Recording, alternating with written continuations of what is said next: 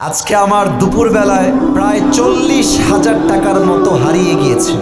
জেলার নাম বলবো না, বদনাম হবে। তো আজকে হোটেলে উঠেছি, সারা রাত জার্নি করে গিয়ে সকাল 9টায় সকাল হয়ে গেছে। তো আমি আবার পায়জামার পকেটে টাকা রেখেছিলাম প্রায় 35 থেকে 40 কাছাকাছি এরকম কিছু একটা অ্যামাউন্টের টাকা। তো ঘুমানোর আগে টাকাটা পকেট থেকে বের করে বালিশের নিচে রেখেছি, বালিশের নিচে। তো ঘুম থেকে উঠেছি, জোহরের নামাজ পড়েছি, বের হয়ে গিয়েছি বাহিরে দুপুরের লাঞ্চ করার জন্য।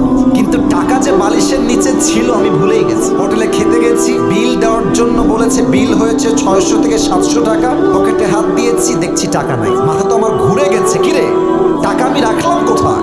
হঠাৎ করে মাথায় আসছে, আরে টাকা তো আমি হোটেলের বালিশের নিচে রেখে এসেছি। সঙ্গে সঙ্গে কোনো কথা ছাড়াই গাড়ি ঘুরিয়ে হোটেলে আসলাম। এসে খুব বিনয়ের সাথে ম্যানেজার সাহেব বললাম, স্যার আমি আবরারুল কাসিফ হুজুর, আপনি আমাকে চেনেন। আমি আপনাদের হোটেলের রুমে বালিশের নিচে এত টাকা রেখে গেছিলাম, 1000 টাকার বান্ডিল আর 500 টাকার বান্ডিল রেখে এলাম বালিশের কাছে। বললাম, স্যার যে পেয়েছে আমাকে বলেন দিয়ে দিতে। তো দুইজন যুবক আসলো, যারা ক্লিনার, যারা হোটেল ক্লিন করে। আমি ডাকলাম, এই এদিকে আসো। ওরা আমাকে আগে দেখে নাই। বললাম, তোমরা কি আমাকে চেনো, আমাকে চিনতে পারতেছো? তো যে আমার বেড গুছিয়েছে, যে আমার বালিশ হটিয়েছে, সে বলছে, হ্যাঁ আমি আপনাকে চিনি, আপনি আসিফ হুজুর, আপনার ওয়াজ আমি শুনেছি। তোকে বললাম, বাবু যেহেতু তুমি আসিফ হুজুরকে চেনো, দেখো বাবা আমি তোমার সঙ্গে ঝামেলা চাই না। আমার বালিশের তলে আমি টাকা রেখে গেছি, আমি 100% ড্যাম শিওর টাকাটা বাবা আমাকে দিয়ে দাও, তোমাকে আমি হাদিয়া দিয়ে বাসায় চলে যাব। যুবকটা মুখের উপরে বলছে, না আমি টাকা দেখি নাই, জীবনেও না, এটা সম্ভব না, আমি 1 টাকাও হাত দেই নাই। আমি বললাম, প্লিজ ট্রাই টু আন্ডারস্ট্যান্ড, একটু বোঝো, আমার বাদ মাগরিব প্রোগ্রাম, আসর আজান হয়ে গেছে, দিয়ে দাও বাবা, কোনো ঝামেলা চাই না, থানা পুলিশ চাই না, দিয়ে দাও।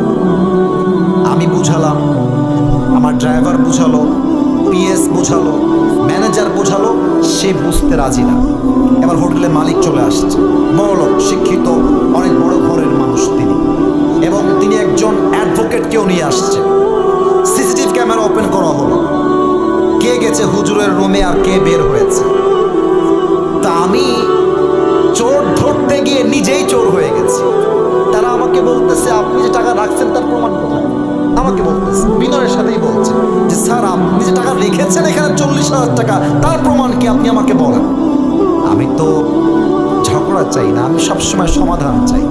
তা আমি বললাম, একটু ক্যামেরাটা আগা পিছা করেন, সিসিটিভি ফুটেজটা সব চেক করা হোক। হোটেলের মালিক বললেন, হুজুর টাকাটা হয়তো বা আপনার স্টাফরা নিয়েছে, কারণ তারাও আপনার রুমে প্রবেশ করেছিল। আমি বললাম, দেখেন আমার স্টাফরা, they have been working with me just for 4 years, প্রায় 4 বছর যাবত আমার সঙ্গে তারা আছে, আমার 1 পয়সা হাত দেয়নি আজ অব্দি, ওরা নিতে পারে না, প্লিজ একটু সমাধানে আসেন। না, উনি মানতে রাজি না, উনি বললেন এটা হতে পারে না, আমরা সরি। লাস্টে যখন ফিরে আসবো, টাকার আশাই বাদ দিয়ে দিয়েছি। অ্যাডভোকেট তাকে আবার বলছে, এই ছেলে টাকা নিয়েছো, থাকলে দিয়ে দাও, কোনো মারামারি হবে না, দিয়ে দাও, আসিফ তোমাকে ছেড়ে বাসায় যাবে। ও বলছে, না আমি টাকা নেই নাই।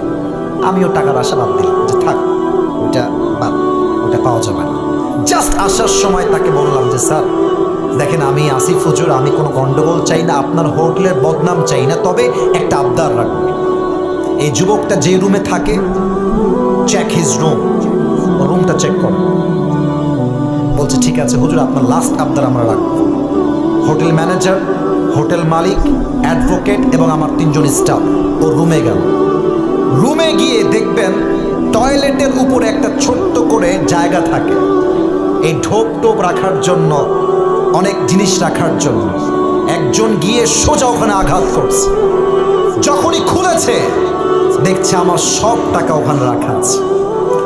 আর যখনই টাকা দেখতে পাইছে মালিক হোটেলের, ওরে ইচ্ছা মতো মারা শুরু করছে।